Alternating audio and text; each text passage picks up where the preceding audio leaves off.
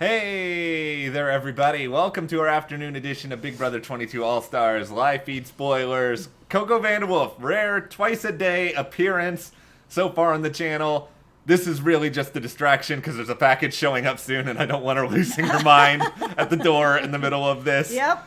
We're going to talk through the aftermath here of the Veto Ceremony, which I wish was as crazy as Coco would probably be if the package shows up in the middle of this. Yeah, not so crazy, but there is some like gameplay talk and stuff like that for the future for what's coming up. There's a lot of plotting and scheming, and if you guys are down for some plotting and scheming, which if you're a Big Brother fan, I hope you are, I think this video will be up your alley. Before we get into it though, if you guys do like this video, give us a like, subscribe to the channel, hit that notification bell, and if you do want to support us further, check the links in the description to the store and also our Patreon. So there hasn't been a ton of campaigning right now with Kevin. He did briefly campaign to Memphis, but he really hasn't like full steam ahead campaigning, getting it out there, trying to save himself. That hasn't happened yet. Still early. Yeah, it's still Monday afternoon. Like right now, the mood in the house is, I know these people are going to take the backyard from me away at any given moment, so we're just all going to sit out there as long as possible. For sure. Yeah, and I totally get that. And it's hard to campaign in the backyard because then everybody can just like look at you and be like, why are those people huddled around those chairs so closely? Exactly, unless you're going to stand up on the pool table and be like, house meeting! Someone please do that. Please, just do it for us. We've been through a lot this season with the not excitement. Yep. But Kevin's pitch to Memphis, it was pretty much similar to what he said to Cody leading into it and what he's probably going to say to a lot of other people, which is, I don't really have a lot of people. I can be a number to you. I can support you. David took the money in the veto, so I want to be here more than he does. I think the problem is nobody is going to play Big Brother based on like whatever their view of morality is that people who want to be there more deserve to be. If that was the case, Janelle would still be in the house at this point. Yeah, I think everybody's over the money thing at this point, and I get why Kevin is really pushing that narrative because he just doesn't have a lot of other options at this point. The biggest option that I think he has that he hasn't played yet is to play the idea that anybody there can beat him. So keep him in the game, take him to the end, beat him. He's happy to come in second place. Yeah. I think that could work because he has been sad sack Evan all season long. So I think people would believe it. I hate to say it, but unless he does come up with some sort of like really awesome campaign to throw somebody else under the bus or be a number, I mean, going even fuller Eeyore may be one of his only moves where if everybody is just like, this guy's just so miserable, and David is at least reasonably upbeat, so are we more threatened by upbeat David than Eeyore Kevin? Yep. There's not a lot of angles that he can go on, but hopefully he's spending a little bit of time thinking some things through here. So the other thing that's happened is Cody has tried to do a little bit of damage control with Christmas, and there's been enough sort of smoke around the idea that Christmas was going to be some sort of replacement. The veto has not been used, so now Cody is trying to do a little bit of damage control, even though he never straight up said to her or anything like that it was her. But we know that she was very paranoid, and, you know, talks like this can really help, especially with someone like Christmas, because she likes that sort of to be reassured of stuff, as many of us do, sort of thing. So he went to her and tried to reassure her, listen, everything's cool, everything went just how we planned it, and he has said that he wants to go to the end with her, and it may not be true, but at the same time, it's not the worst thing if he did, because he's going to beat her. For sure. Like, Cody versus Christmas, like, is that even close?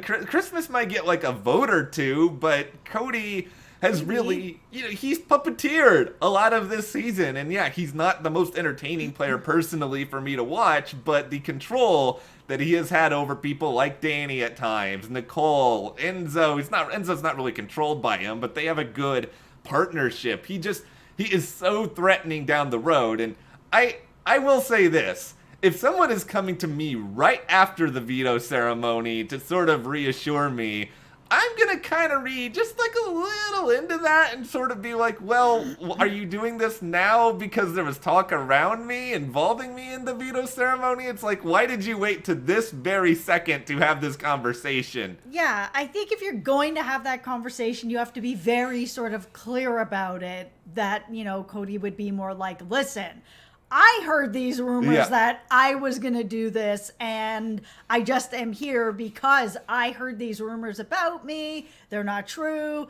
I obviously didn't use it. I had no intention. And because I heard these rumors about me, I assume that you heard these rumors about me. So I'm here to just squash that stuff and be like final to you and me.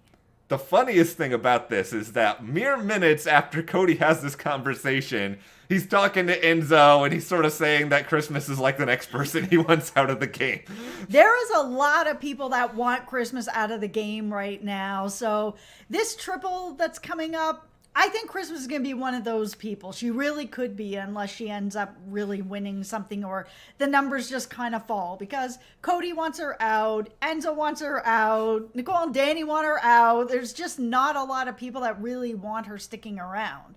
I will say, entertainment-wise, I loved the Enzo portion of this Enzo-Cody conversation. And this may just be because more than 50 days in, I'm just like starved for content with Big Brother. We've had so much predictability. But Enzo in this, he's like batting 1,000. He just starts being like, yo, that's it. I'm sick of this bleep, F-bomb, man, my butt hurts. He just like starts like going, he'll have like 4 non sequiturs in the middle of a sentence, and then he'll kind of like go back in and be like, yo, that's right, Christmas needs to go, man. Yeah, I'm sure of it. And then he'll be like, but I'm like 98% sure I'm safe, so I don't want to win this next HOH. Nicole can do it. Yeah, and he's right about that. He is in such a good spot. Nobody's talking about him. He does not need to win this. Yeah, Enzo, just go to sleep for the first half of the triple eviction. Well, this is provided, of course, it's 2 different HOH cycles. If one person is putting up 2 people, wake the you-know-what Enzo up.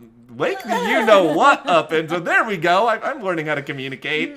And just, because if it's like the Big Brother Canada triple, where one HOH nominates multiple people, all of these people would be fools to throw it. Like, we will come on here and I will rip them all sorts of a new one for throwing that. Absolutely. That is a huge amount of power to make sure that you get what you want. Yeah, you got it. You don't know what kind of craziness is going to happen in that, because you just may fall victim to some like really, really bad luck. But yeah, having somebody else win the first HOH, if you're okay, that's cool. And if there's another one right after that, I think Enzo and Cody, they got to try to win that one at that point, because people sooner or later are going to wake up and be like, who's really threatening Enzo and Cody? And I mean, as much as these doubles or triples, fun as they are, and I know you're not as big as a fan, I like sort of the unpredictability and the chaos of stuff like that. The HOH that is the most important is the one that is after, because having that whole week as HOH, you get all the information, you get all the gameplay. That's how you get further, is those talks. Let's shift the focus now over to our guy David here, the ultimate underdog. I am going to pretend like Enzo and Cody did not talk about making him into a Victoria.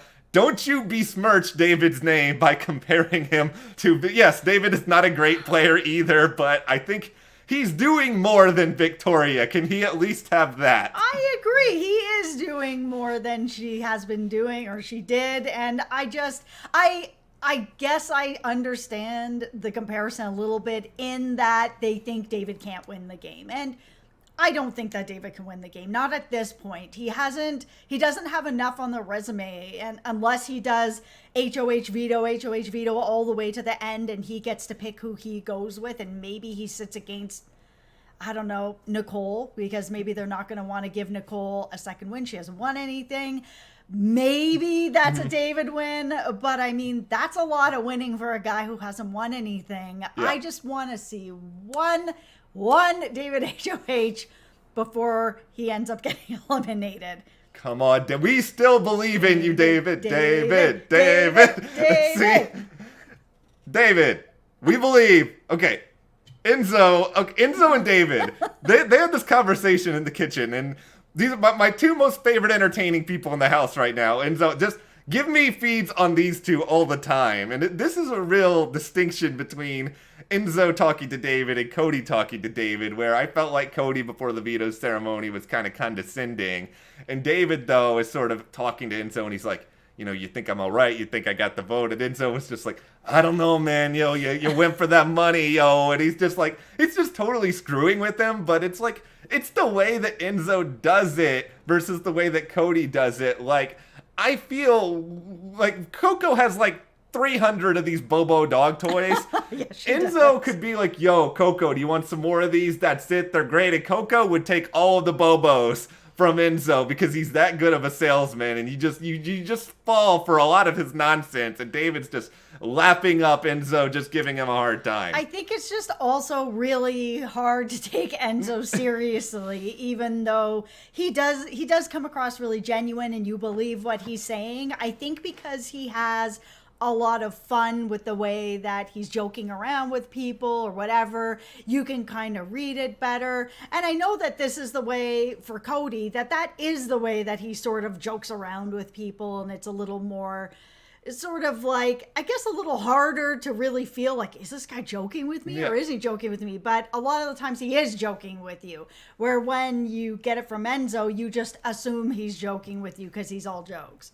I think some of it is just natural personality, and I think it's also, you look at Cody, he's like that athletic, muscular guy, and, you look at Enzo, a guy that's like making fun of himself and being bald and calling him, you can't take the meow meow that seriously when their name is the meow meow. Yeah, and I think it's just Cody is a person that people take seriously, so it's hard sometimes to then sort of sift through that and be like, wait a second, is he joking? Because Cody's pretty serious. Yeah, and Enzo, in this conversation with David, he reassured David he's fine, he's got the vote, but he was just like, also, yo, you can't make it too clear, that you're locked into this, because I don't want Kevin to get aware of anything. He's trying to make sure there's no shenanigans where I guess Kevin throws him under the bus for something. Yeah, and right now, Kevin's not really doing much of anything. Like, he's briefly spoke to Memphis, and outside of that, there's just not a lot else happening. So